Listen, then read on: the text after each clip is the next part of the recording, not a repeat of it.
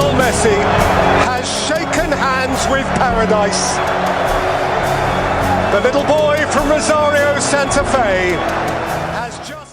ভাবুন তো, কাতারের লুসাইল স্টেডিয়ামে যখন মেসি বিশ্বকাপ ট্রফি হাতে তুলে নিয়েছিল, তখন কোটি কোটি মানুষের চোখে পানি চলে এসেছিল। অনেকেই ভেবেছিল এই গল্প এখানেই শেষ। কিন্তু যদি আমি আপনাকে বলি আর্জেন্টিনার গল্প আসলে এখনই শুরু হয়েছে, যদি আমি বলি 2026 বিশ্বকাপে আর্জেন্টিনা আগের চেয়েও বেশি ভয়ঙ্কর হতে যাচ্ছে, এবং যদি আমি বলি এমন কিছু কারণ আছে যা দেখলে মনে হবে ইতিহাস আবারও নিজেকে পুনরাবৃত্তি করতে চলেছে। আজকের ভিডিওতে আমরা জানব কেন ফুটবল বিশেষজ্ঞদের একটি বড় অংশ বিশ্বাস করে যে আর্জেন্টিনা আবারও বিশ্বকাপ জিততে পারে।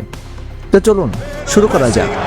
has shaken hands with paradise. The little boy from Rosario Santa Fe has just... ফুটবলে একটা কথা আছে, একবার চ্যাম্পিয়ন হওয়া কঠিন, কিন্তু চ্যাম্পিয়ন মানসিকতা তৈরি করা আরও কঠিন। আর্জেন্টিনা এখন শুধু একটি দল নয়, তারা একটি বিজয়ী সংস্কৃতি তৈরি করেছে। 2021 সালে কোপা আমেরিকা, 2022 সালে ফিনালিসিমা, 2022 সালে বিশ্বকাপ, 2024 সালে আরও একটি কোপা আমেরিকা। মাত্র কয়েক বছরের মধ্যে 4টি বড় ট্রফি। এটা কাকতালীয় নয়, এই দল জেতার অভ্যাস তৈরি করেছে, আর ফুটবল জেতার অভ্যাস সবচেয়ে বড় অস্ত্র। অনেকেই বলে মেসি ছাড়া আর্জেন্টিনা কিছুই না, কিন্তু বাস্তবতা সম্পূর্ণ ভিন্ন। আজকের আর্জেন্টিনা আর এক ব্যক্তির দল নয়। জুলিয়ান আলভারেস, এন্ড্রো Fernandez, Cristian Romero, Lautaro Martinez, এই খেলোয়াড়রা এখন বিশ্বের সেরা ক্লাবগুলোতে খেলছে। মজার বিষয় হলো 2022 সালে এদের অনেকেই তরুণ ছিল, কিন্তু 2026 সালে তা থাকতে চলেছে নিজেদের ক্যারিয়ারের সেরা সময়ে।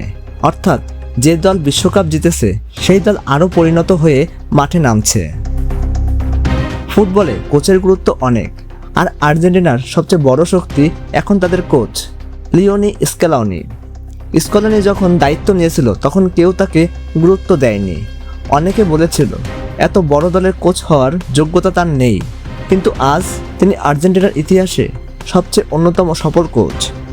তার সবচেয়ে বড় গুণ হলো তিনি তারকা তৈরি করেন না, তিনি দল তৈরি করেন। এই কারণেই মেসি না খেললেও আর্জেন্টিনার ম্যাচ জিততে পারে। অনেকেই আক্রমণ ভাগের কথা বলে, কিন্তু বিশ্বকাপ জেতা হয় ডিফেন্স দিয়ে। 2022 সালে আর্জেন্টিনার রক্ষণ ভাগ ছিল দুর্দান্ত, আর এখন সেটা আরও বেশি শক্তিশালী। রোমেরো, মার্টিনেজ, মলিনা সবাই ইউরোপের শীর্ষ পর্যায়ে খেলছে। যে দল কম গোল খায় সেই দল টুর্নামেন্টে অনেক দূর যায়, বিশ্বকাপের ইতিহাস তাই বলে। বিশ্বকাপের সবচেয়ে কঠিন বাছাই পর্ব কোনটি? অনেক বিশেষজ্ঞদের মতে দক্ষিণ America, Brazil, Uruguay, Colombia, Ecuador, Paraguay. প্রতিটি ম্যাচই যুদ্ধের মতো। এই কঠিন পরিবেশে খেলে খেলে আর্জেন্টিনা আরও শক্তিশালী হয়ে উঠেছে।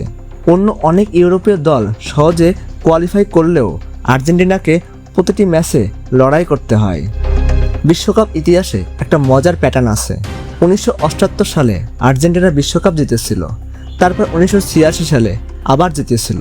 এরপর দীর্ঘ অপেক্ষা, 2022 সালে আবার বিশ্বকাপ, আর এখন 2026। অনেক আর্জেন্টাইন সমর্থক বিশ্বাস করেন এবার হয়তো নতুন এক স্বর্ণযুগ শুরু হতে যাচ্ছে, কারণ বর্তমান দলটির গড় বয়স, অভিজ্ঞতা এবং ট্যালেন্ট সব কিছুরই সঠিক ভারসাম্য আছে। লিওনেল মেসির হয়তো এটাই তার শেষ বিশ্বকাপ। শেষ সুযোগ পাওয়া কিংবদন্তিরা অনেক সময় অসম্ভবকে সম্ভব করে।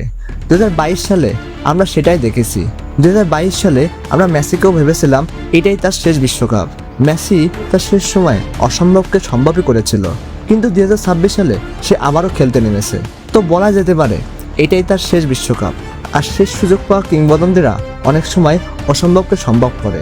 তাহলে পুরো দল তাকে আরেকবার ট্রফি এনে দেওয়ার জন্য জীবন দিয়ে লড়বে।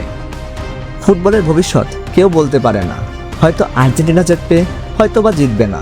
কিন্তু একটা বিষয় নিশ্চিত, 2026 বিশ্বকাপে সবচেয়ে ভয়ঙ্কর দলগুলোর তালিকা করলে আর্জেন্টিনার নাম সবচেয়ে উপরে থাকবে।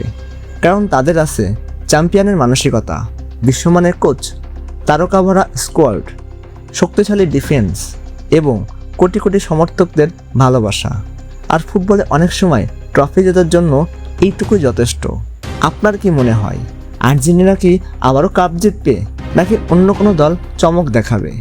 কমেন্টে আপনার মতামত জানাতে ভুলবেন না। ভিডিওটি ভালো লাগলে লাইক, শেয়ার এবং সাবস্ক্রাইব করে আমাদের পাশেই থাকুন। ধন্যবাদ। Lionel Messi has shaken hands with paradise. The little boy from Rosario, Santa Fe